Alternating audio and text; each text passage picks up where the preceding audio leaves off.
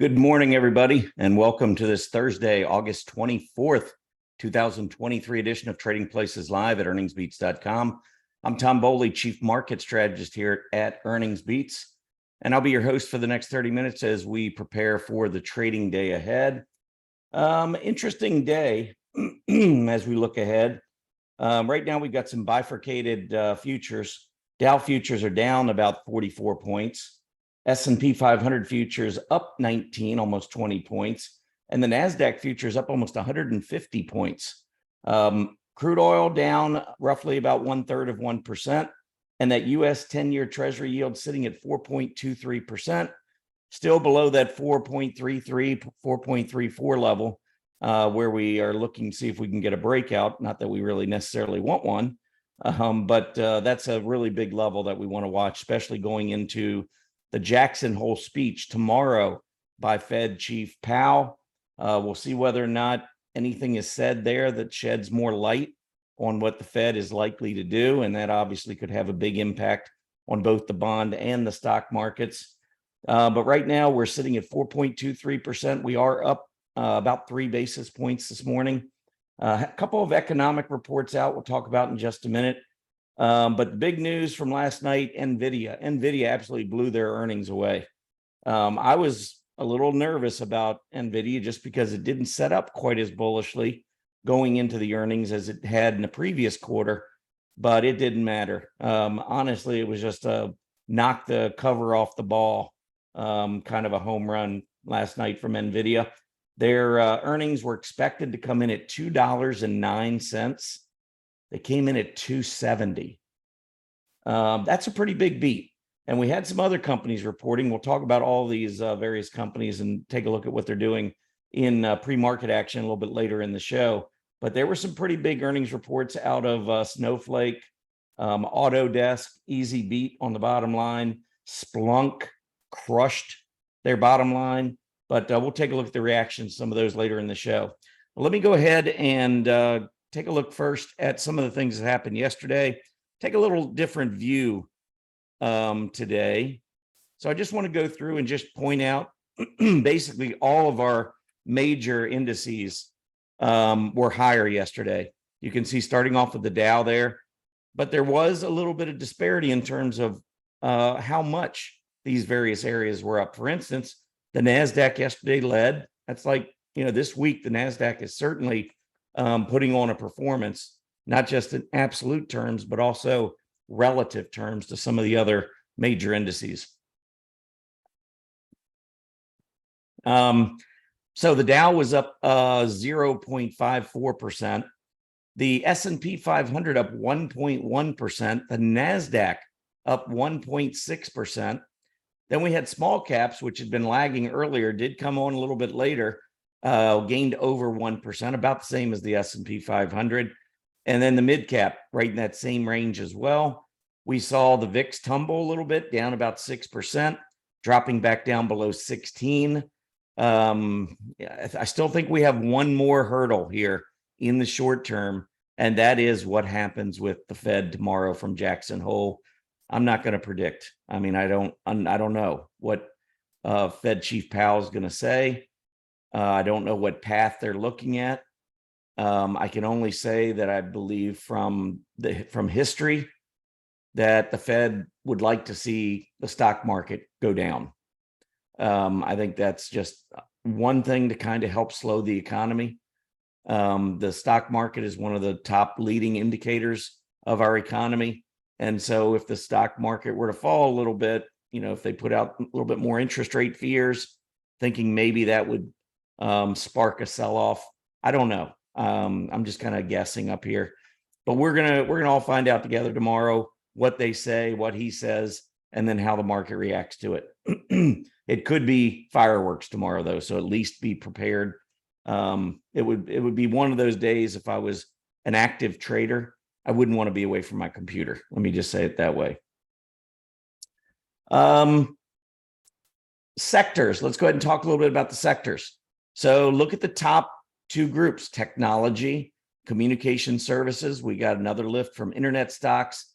If you pull up technology group, you'll see semiconductors up there again at the top. That was prior to the NVIDIA numbers. I mean, we should see a pretty good start to the day from NVIDIA and also from the semiconductor group as a whole. But renewable energy was up, computer hardware, software. I mean, this was an across the board move in the technology area. If we look at the communication services group, media agencies, internet, both up more than 2%, close to 2.5%. Publishers up 1%. Again, very strong across the board type of move. Moving on to the 10-year Treasury yield. So there has been actually a couple economic reports out this morning. First, let's start off with the initial jobless claims. 230,000 was the actual number. The estimate was for 241,000. So again, that kind of gets to my point where the economy is still humming along pretty strong. I don't know how much that's going to impact what the Fed has to say tomorrow. Last week, initial jobless claims were 240,000. So not only did we come in 11,000 below expectation, but we came in 10,000 below last week's number. So again, not really showing any major signs of economic weakness or any kind of deterioration, really. And that may have the Fed a little bit nervous. I don't know. July durable goods came out this morning, minus 5.2% versus an estimate of minus 4%. Now, before you start running for the exits in the market, you have to understand durable goods is an extremely volatile number. And a lot of times when you strip out the transports, it can kind of go back to normal. And that was kind of the case this week. So again, today's July durable goods number came in minus 5.2%, estimate minus 4.0. Last month, though, for June, the number was positive 4.4%. So I think it's, pretty clear that this number can jump. And I always talk about maybe using 3-month or even a 6-month moving average on durable goods because they do flip-flop every month, it seems. And so I don't know that you get a really good reading on exactly what's going on with durable goods just by looking at it month to month. I think you really need to take it in context of a longer period. If we strip out the transports for July, durable goods actually rose 0.5%. And the estimate was only 0.2%. So again, the transports can have a really big impact on these numbers, and they did certainly for the month of July. Looking at that 10-year Treasury yield, let me get the latest here. So we did jump up, had a really rough day yesterday in terms of the yield. Actually, that means whenever the yield's coming down, means Treasury prices are going up. So the bonds were being bought yesterday. Normally, if you think, inflation could be a problem, you're worried about the Fed, normally you would sell bonds and yields would go up. In this case, we actually saw the yields coming back down.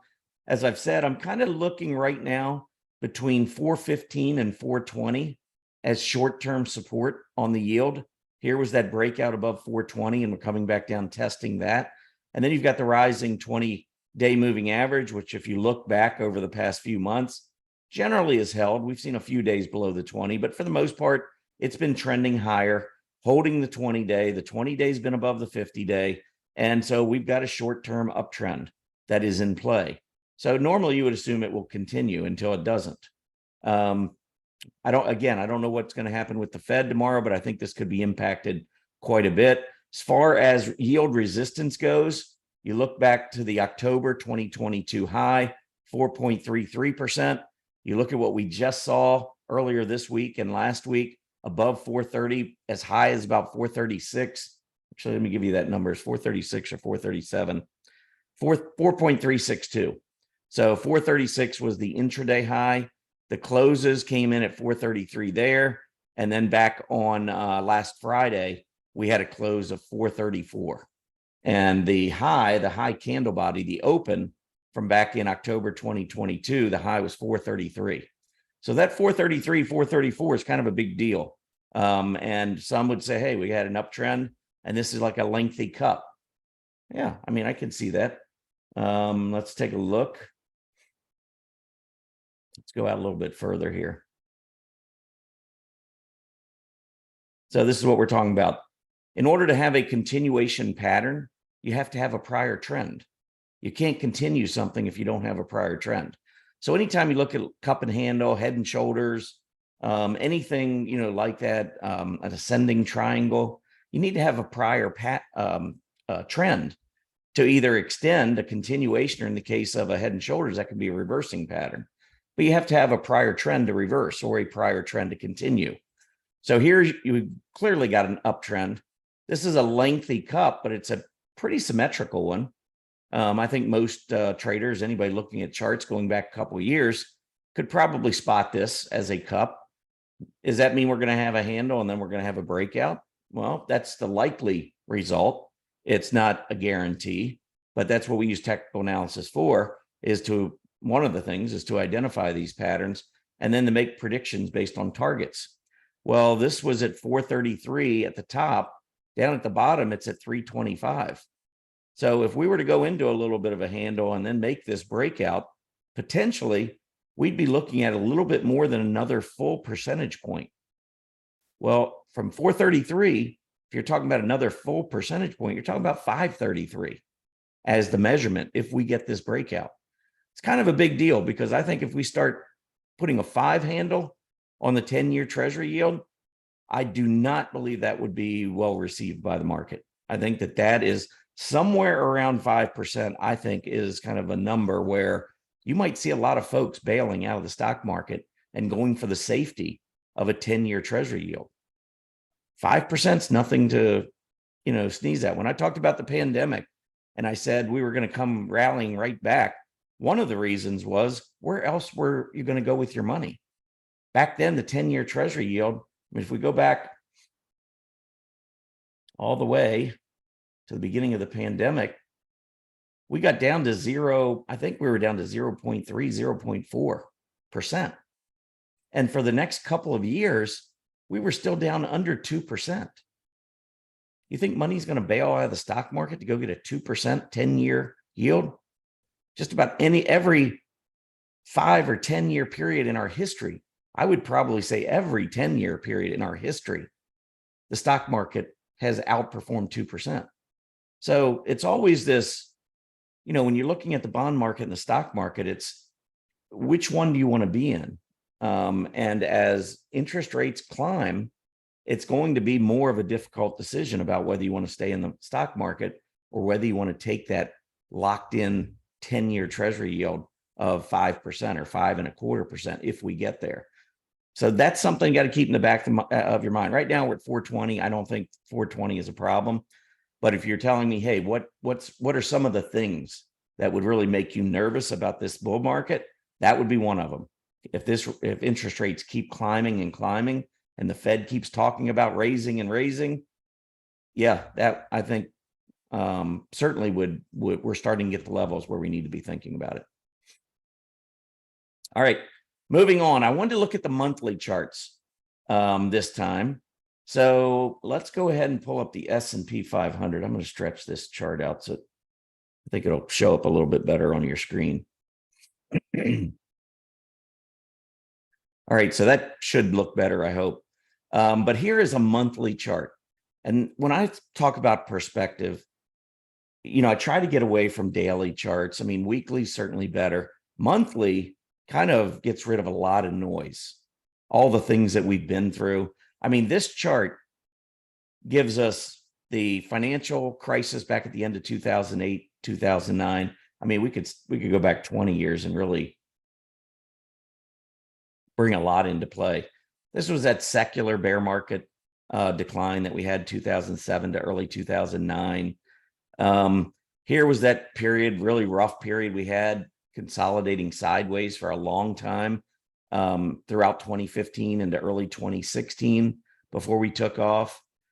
Here is the 2018 cyclical bear market. That was the trade war. Here's the pandemic. Here's the 2022 cyclical bear market. And if you look at it from a longer term, kind of like outer space coming in, looking at this, it doesn't look that bad, does it? I mean, since 2009, it looks to me like an uptrending chart, staying above the 50-month almost exclusively. I mean, once we got up above it, maybe in 2011, I mean, we had 1 month where we closed below it there. And that's it. We haven't had any other closes. We had some opens, we had some intra-month below, but we had nothing where we closed below the 50-month moving average. Only once, 2011. Since then, 12 years, not one single monthly close below the rising 50-month moving average. If you look back at prior secular bull markets, this is what they look like. Secular bear markets have this tendency to take out that 50 and go much, much further below. I'm seeing secular bull market. Call me crazy, but I think, and I'm seeing a nice cup. I mean, we reset the PPO down near the center line. We're trending higher. The RSI, monthly RSI, did not go below 40. And if you go back, we haven't been below 40 since 2009. Again, RSI 40, no matter what period you're looking at, RSI 40 during an uptrend tends to provide you support. And it did, even on the monthly chart. So again, trying to keep it real. Yeah, the day-to-day, oh my gosh, we went below the 50-day moving average, or we tested the 50-day moving average, we're losing the 20-day. These are all short-term issues. These are not secular bull market versus secular bear market. The monthly is where you see the difference there. And if, I mean, I could go back 50 years. This is what your secular bear market looks like, the 2000s, all the way to 2000, from 2000 to 2009. And we didn't clear the double top here until 2013. That's when, to me, the secular bull market begins, because you don't know if we're going to fail again and go back down. I mean, here we had a nice little trend higher, but that was not a secular, didn't turn out to be a secular bull market. It was a cyclical bull market within a secular bear. Perspective is really important in the stock market. I never let these monthly charts get away from me. Otherwise, you drive yourself absolutely bonkers with the daily charts, the fluctuations, the pullbacks, the media. You'll never have your mind, your head on straight. If you're a long-term investor, watch the monthly charts. I mean, when you lose the 50-month moving average, you still have plenty of downside. So give yourself that downside as a long-term investor in order to reap the benefits of a long-term advance. Day trading, short-term trading, swing trading, that's what I like to do, swing trade. Those are all nice, and I enjoy it. And, that's kind of my expertise. But from a long-term perspective, again, if you're an investor, keep these monthly charts close. All right, let's take a look at the NDX on this monthly chart. I mean, here was 2000 all the way to 2009. But I mean, when you are in a rise, here it looks like we had a couple of months in 1990 where we went just below. That would have been during the cyclical bear market. That was the Persian Gulf War. But right there, we went just slightly below. But the entire 1990s after that, if you just followed the 50-month moving average, you never get out. You know how many stories were in there? Here was Bernanke's irrational exuberance speech somewhere during 1996. Might have been later in the year. And then we had 4 of the best years in history after that. They don't do very well as stock market prognosticators. And then we went through this secular bear, and then look again. I mean, how many monthly closes do you see on the NASDAQ? It went down more than the S&P 500. Nary one. How about small caps? I mean, small caps, everybody's upset because small caps, haven't performed well. Well, again, it's a lack of perspective. Small caps have been fine long-term. Are they performing as well as the NASDAQ recently? No. And when I say recently, I'm talking about the last few years. We went down, and we have had a couple of closes. Maybe there was one back with the pandemic. And then the cyclical bear market. Here's a case where we went a little bit below the 50-month moving average, but Where was the double top that we broke out from right there? Did we ever go below that price support? The answer is no. And we're trending higher. Are we down, over the past month? Yes. But are we still above the 50? Yes. Do I see the PPO turning up right at the center line? Yes. So again, it comes down to perspective. It comes down to your time frame. But yeah, I'm not giving up on small caps. Small caps are fine. Again, more recently, last 2 or 3 years, they've underperformed. Well, I'll say the last couple of years, they've underperformed. They actually performed pretty well if you go back into 2020. This was a much stronger move on small caps than it was on the NASDAQ, percentage-wise. Then we pulled back. We probably held up a little bit better on the pullback, but we haven't rallied as much. It's all about perspective. Again, IWM, I think, looks fine. How about transports? These are the 4 I like to show you charts on. I wanted to change it up. I wanted to show you the monthly chart. I mean, should you be overly concerned from a long-term perspective? Those of you out there, if you're in your 20s and you're in your 30s and you're afraid of the stock market, it should be the opposite. You should be afraid of not being in the stock market.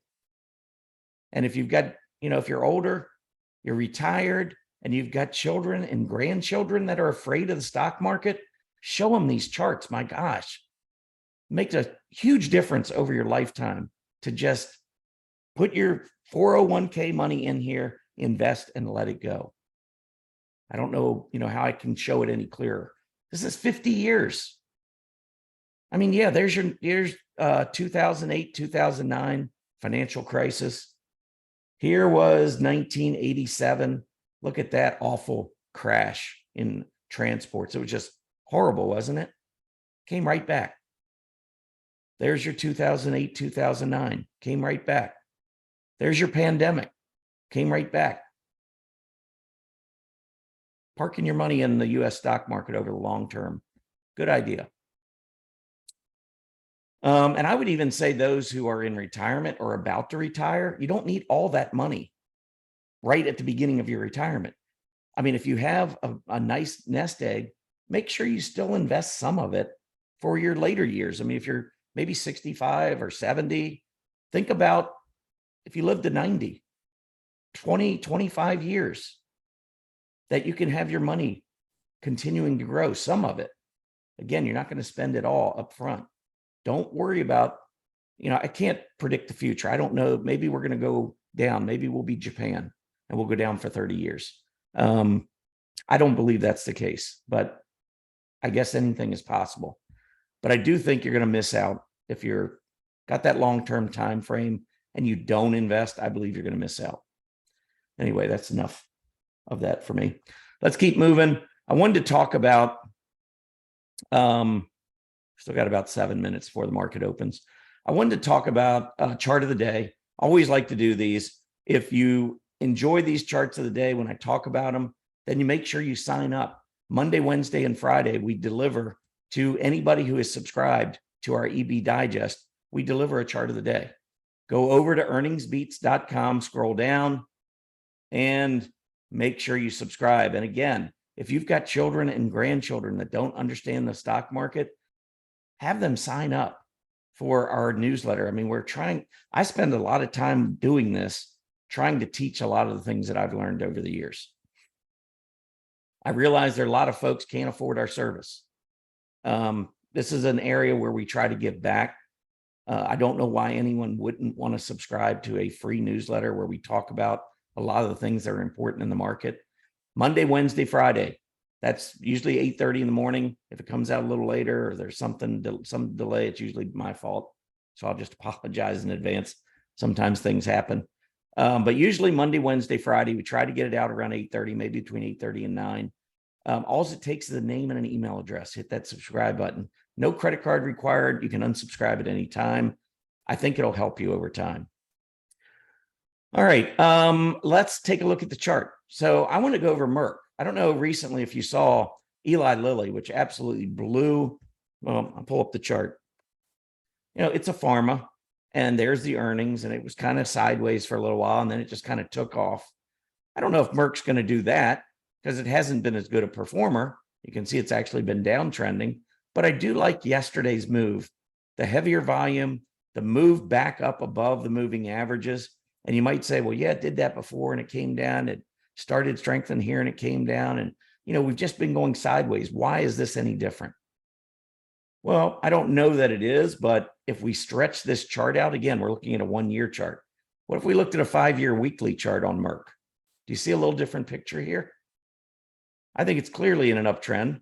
Last 2 years, stock's gone from 70 to 110. It's a pretty good dividend payer. So if you've got that kind of return in terms of capital appreciation, and then you throw their dividend in, pretty nice total return on a stock like Merck. So I see what was a negative divergence, higher price, lower PPO, and this is on a weekly chart. When you have a negative divergence on a daily chart or on an hourly chart, let's start with an hourly chart. If you have a negative divergence on an hourly chart, you might see a test of the 50-period moving average, 50-hour moving average in maybe 1 to 3 days. It could happen really quickly and usually does. If you're looking at a daily chart, I would say maybe 1 to 3 weeks is when a daily negative divergence tends to play out. Maybe a little bit longer, but usually that 1 to 3 week area is what I would look for. When you're looking at, or 1 to 3 weeks. When you're looking at a weekly chart, I actually think 1 to 3 months. And if you notice, when we got up here and set this is the beginning of May, 1, 2, 3 months, and there we are, resetting the PPO. So the weekly chart, that weekly long-term momentum issue is now gone. Now, what that means to me is if you break below 105, you want to hit the exits, 104, 105, maybe even go down over here, 102, something like that. But I would be expecting now that, we're in an uptrend, the negative divergence played out, I'd be looking for it to go higher. And when you look at this daily chart, that's why this looks a little bit different to me, because this low was actually the low that reset the weekly PPO. Again, it's about perspective. Sometimes you look at a daily chart, doesn't look that great. You look at a weekly chart and all of a sudden you're like, wow, this actually looks a lot better than it did on the daily. Perspective, all about perspective. All right, 3 minutes to go. I want to walk you through some of these earnings. So NVIDIA, let me get an update here. Up 31, up more than 6%. And hey, yesterday I was saying, I don't know about this one. It makes me a little nervous. It doesn't look as strong as it did in the prior quarter. Well, they came out, like I said earlier in the show, the EPS for NVIDIA, $2.70. Expectation was 209. So 270 versus 209. That's pretty big beat. How about, I don't want to just show you beats. There were misses. One in particular in the semi space, analog devices, expected to come in at 253. They came in at 249. So we have one semi, NVIDIA, that's absolutely exploding on really good earnings. And then you have ADI, which missed. And their reaction is flat. Actually, I take that back. They actually reported yesterday morning. So yesterday, this is the reaction. And you can see intraday, they went down a lot, they ended up coming back. And this was a stock, by the way. Look at the difference between ADI and NVIDIA in terms of how they've performed. I'd say NVIDIA is the much stronger performer, right? Go back here to ADI. I mean, we're down from where we were a few months ago. So on a relative basis, ADI is going to be a relative laggard. They missed their earnings. NVIDIA is a relative winner, one of the strongest on a relative strength basis, and they blew earnings away. Relative strength is a really important aspect of trading and investing. You want to be in leaders that are in leading groups. So NVIDIA certainly qualifies, ADI does not. And you see the difference in how they've been performing. All right, couple more I want to show you here. How about Snowflake? Snowflake, 22 cents. versus 9 cents expected in terms of earnings. So that's like 1.5 times, more than double, or 2.5 times, I guess. But you can see the stock up 4%, $6. Although this doesn't make sense. Showing a market opened. That's why. So yeah, I mean, Snowflake looking really good at this point. Let's go ahead and just pull the charts up here and just look at a couple more and then we'll wrap up. Autodesk, big beat. Stock is up 6%. Splunk, this was a big beat. 71 cents versus 42 cents expected. Right up here at breakout territory. Didn't open in breakout territory. I think this is a stock. We'll see what happens. This is a stock that potentially breaks out intraday and then fails to hold it. And if it does that, I'd be a little nervous in the short term. So if I was in Splunk, I think if it goes to a daily low, I would take my money and run. But if it breaks out, I mean, I'd give it a chance to run. But if you see it set a 52-week high and then it goes back and goes below today's low, I would be out of the stock. I don't like those kinds of false breakouts. But the numbers were really good for Splunk. Network appliance beat 115 versus 107. Stock is down even with that beat. And of course, this is not looking at guidance. I haven't looked to see what guidance, what happened there. And then this morning, those were last night after the bell. This morning, we had a couple. Toronto Dominion Bank missed 148 versus 152. So let's take a look at TD. And we're down a little bit. Not a lot, down 2%, but still down is down. Royal Bank of Canada, they beat 213 versus a $1.99 and trying to bounce off of the support area. It's going to be kind of important for a lot of banks. If you see them moving back down toward recent lows, they need to hold. I think banks are going to be a key aspect of the market as we go forward here. I don't think they have to be the leader. Then they're probably not going to be the leader with an inverted yield curve, but I want to see them hold key support levels. And so looking at something like RY, I think 87, 88 is a pretty important level. NetEase reported this morning and absolutely crushed their earnings estimate, 191 versus 133. Congratulations, it's down 3.5%. That's how fickle and how crazy the market is. Again, maybe they warned. Coming up after the bell today, Intuit in the software space, Workday will report, Marvell Technology, Ulta Beauty. Let's look at that chart. It has not been pretty. That was the last earnings report.